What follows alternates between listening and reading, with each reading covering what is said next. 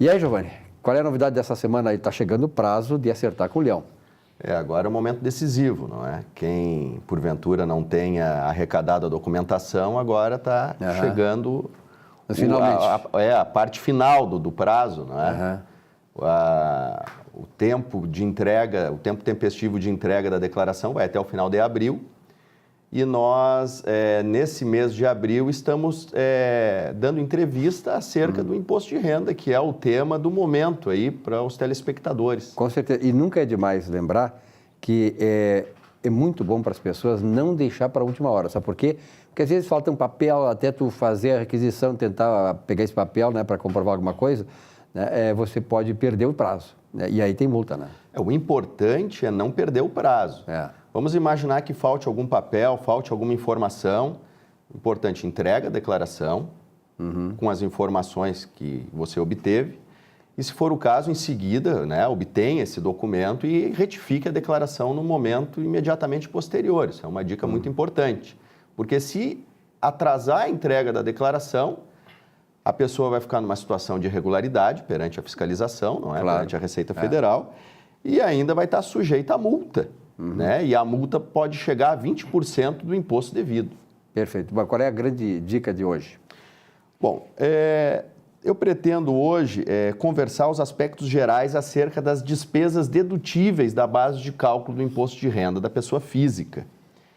Então, a pessoa, quando vai fazer a declaração, ela pode optar pelo desconto simplificado. O que é o desconto simplificado? É a presunção de que tu vai ter despesas de 20% sobre o rendimento tributável.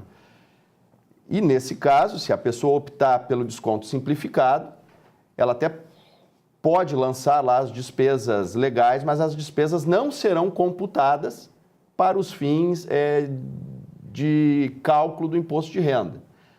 A opção pelos descontos legais, então o sujeito vai agregar na declaração todos os comprovantes, todas as informações, para obter a base de cálculo do imposto de renda devido. Então, são essas duas escolhas. A pessoa escolhe no momento da entrega da declaração. Então, entregou, optou pelo desconto simplificado, depois, se verificar que as deduções legais valeria mais a pena, não pode mais voltar atrás. Então, a opção é no momento da entrega da declaração. Existe, no entanto, uma exceção a essa regra. Se o sujeito entrega hoje a declaração pelo desconto simplificado e até a data da entrega tempestiva, que seria até o dia 30 de abril, resolveu mudar, então até o dia 30 de abril é possível mudar. Agora, se passou do dia 30 de abril, então aí já não é mais possível mudar a forma de opção da base de cálculo do imposto de renda da pessoa física. Alguma pergunta, meu doutor? Eu acho interessante a questão colocada pelo Giovanni em relação à documentação dedutível, porque o fisco muitas vezes não aceita a documentação porque ela não está revestida daquelas formalidades legais exigidas pelo próprio fisco. E um dos casos que se nota isso é justamente na despesa médica.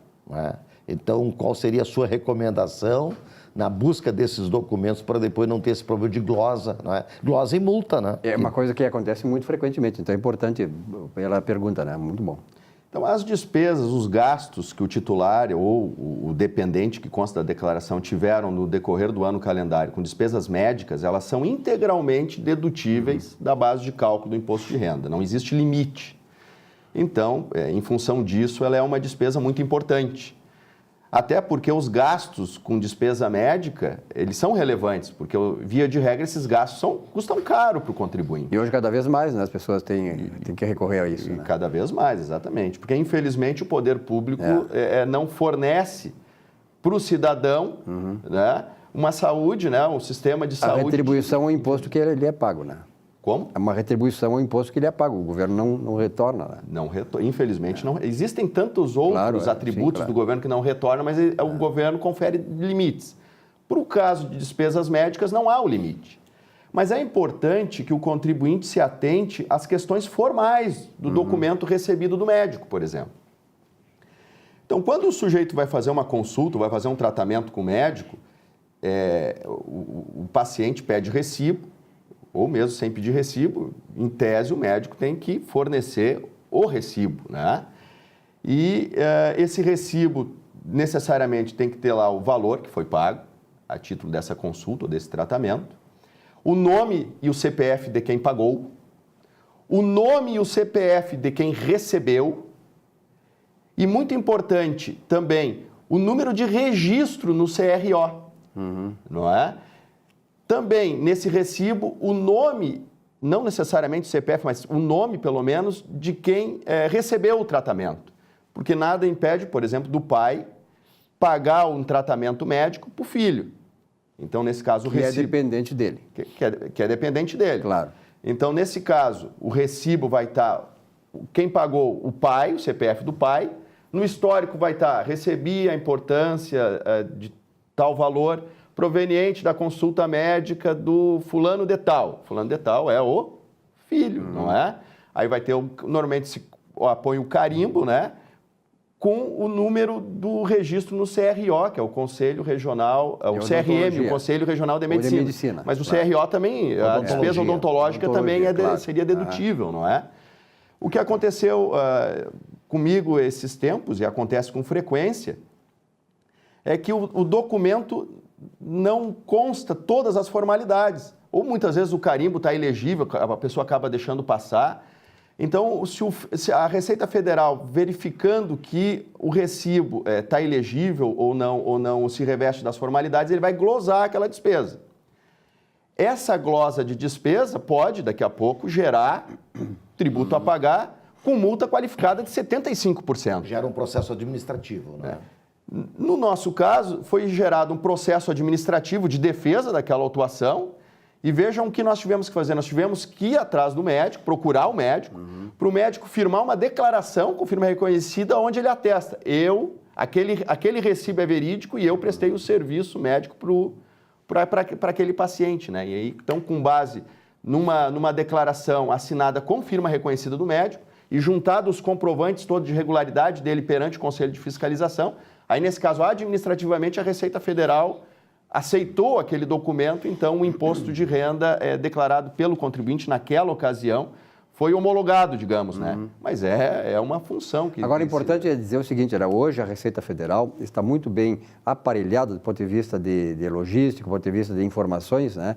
Aí está a computadorização, a internet e tal. Quer dizer, não adianta o camarada querer dar um migué.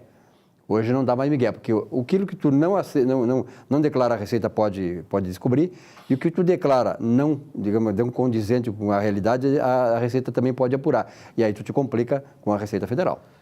A Receita Federal, ela cada vez mais, ela tem um banco de dados que possibilita o cruzamento das informações.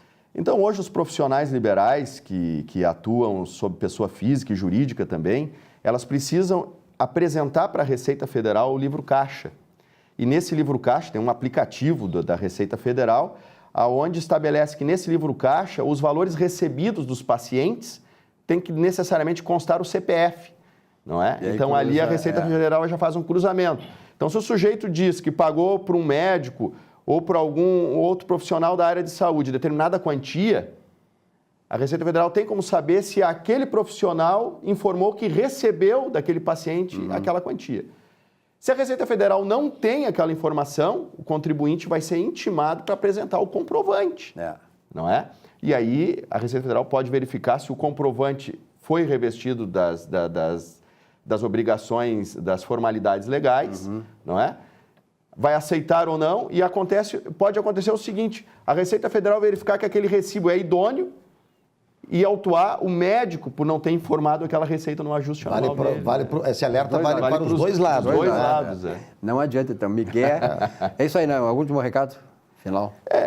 Ainda sobre as despesas médicas, né? Então é importante a verificação de todos os recibos de médicos, as notas fiscais das clínicas, dos hospitais, e também verificar juntamente com os planos de saúde, não é?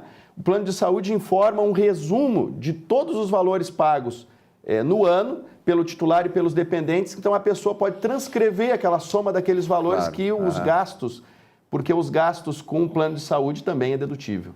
Obrigado por essa semana que vem. Tem mais, né? Conversando sobre contabilidade, porque até o dia 30 nós teremos ainda a oportunidade de esclarecer vocês aí para não entrar em conflito com a Receita Federal, que nunca é bom, tá certo? Obrigado, Giovanni, por essa semana. Boa semana. No nosso espaço, conversando sobre contabilidade.